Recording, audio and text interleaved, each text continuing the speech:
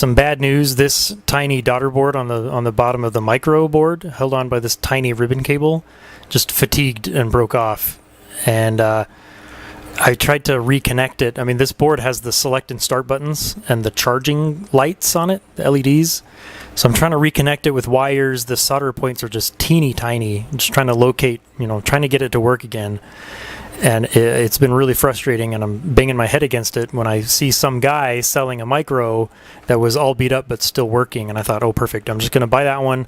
I'll come back to this one, but I'm going to finish this project with this, unbroken micro.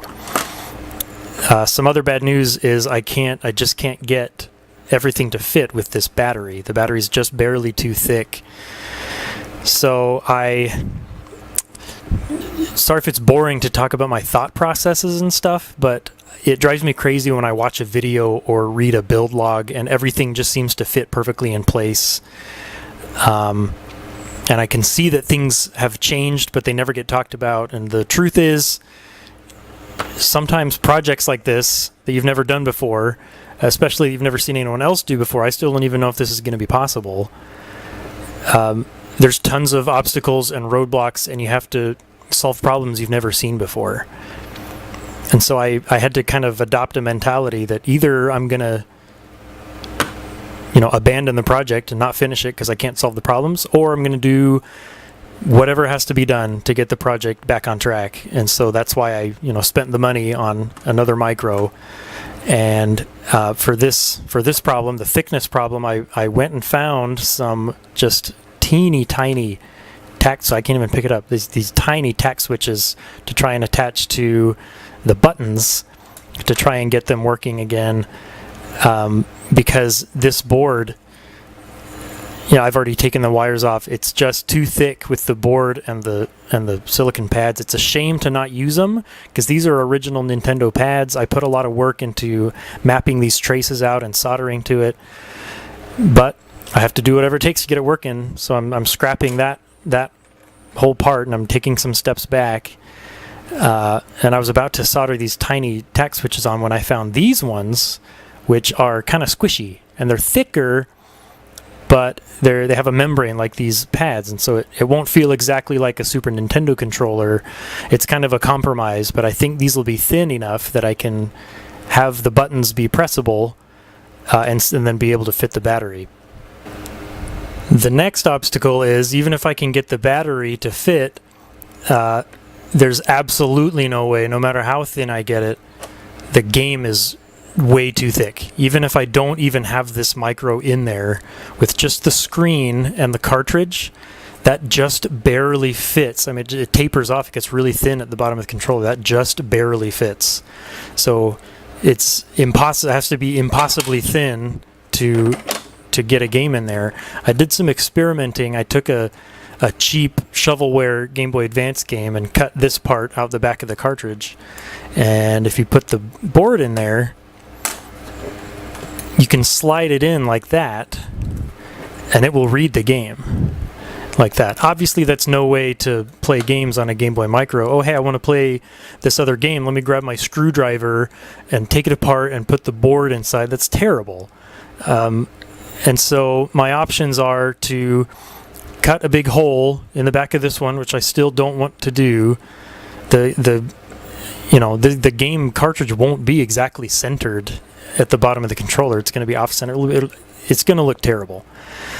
And my other option is that I thought of is to get a flash cart, like an EverDrive, or there's one called Easy Flash.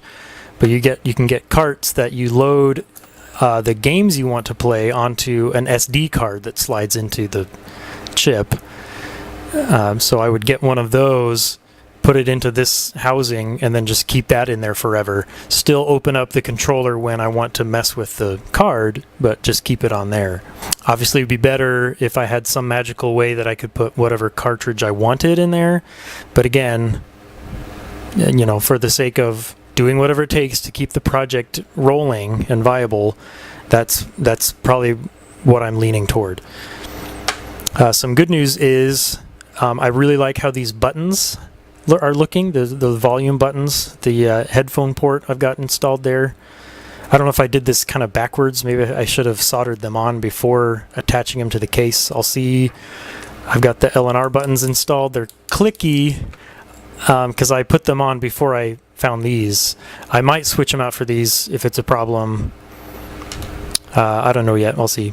So for now, I'm gluing these squishy tack switches onto the buttons, and if you put them in there, they're pretty flat. And if I can figure out a way to just epoxy the switch just directly to the case, then that's really thin, and I think that will work. I'll have to glue 4 of them. I tried already to glue some onto the D-pad, and they just popped right off, so I need some way to get them to stay. The glue doesn't really stick to the tack switch very well, but I'll figure out a way through that too.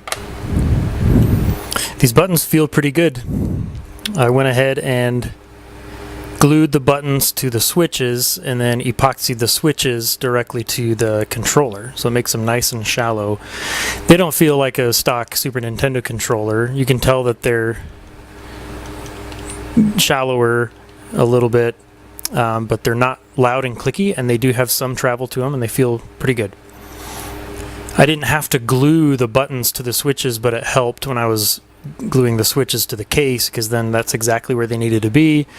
I really could not manage. I tried a few different tricks. I couldn't glue the switches to the D-pad, so I guess I just skipped that step, and I went ahead and glued. I hot glued them there as a guide, but I glued the switches to this piece of plastic. It looks off-center. This one has to be in a little bit so that it doesn't crash into the screen. And I hope that that's not too big of a problem, because there's not a whole lot I can do about that. But I'll just put the D-pad in there and then epoxy that in place right where it needs to be, and then the D-pad should be working. All the wires are ready to solder to the micro. Some good news about the getting another micro means that I could use the speaker from that micro. And it's a good thing, because the SP speaker that I wanted to use was way too big. I don't know where I would have put it. Right here, I managed to find a place to fit the speaker. And so I cut a hole for it right there. Whoops, lost the D-pad. So that should work okay. Just need to solder some wires to it. Man, there are dozens of wires that go from this piece to the micro, but I should be able to start linking them up pretty soon. Just the power switch has to go here, 3 wires go to that, and then that should be it. I should be on the home stretch. I've got the speaker in place and the wires are ready, the power switch in place and the wires are ready, got the D-pad thing all set up and that's ready to go. Look at this mess. I counted 32 wires that I have to wire up to the micro motherboard. And I even doubled up some of the grounds so that I wouldn't have to do as many ground wires. It's just so much stuff. The speaker and the power switch and the power jack and the headphone jack. And then counting the volume buttons, that's 12 buttons. There's tons of wires that I have to wire up. And this D-pad thing turned out to be kind of a pain. I was about to put it in and I thought, oh, I should put a piece of plastic in the middle for the D-pad piece to rest on, so that when you're trying to push it, you can't push down the middle and push all 4 buttons, like all 4 directions at once. And I thought that it would just be as simple as just putting a piece of plastic on there for it to rest on. Well, when I did that, it was completely rigid. I couldn't push any direction. And that's just because of basic physics. When you push one direction down, the other one has to come up. And it turns out there has to be a gap underneath the D-pad so that the direction you're not pushing doesn't have to pop up, but that it can, the whole thing can lean in that direction.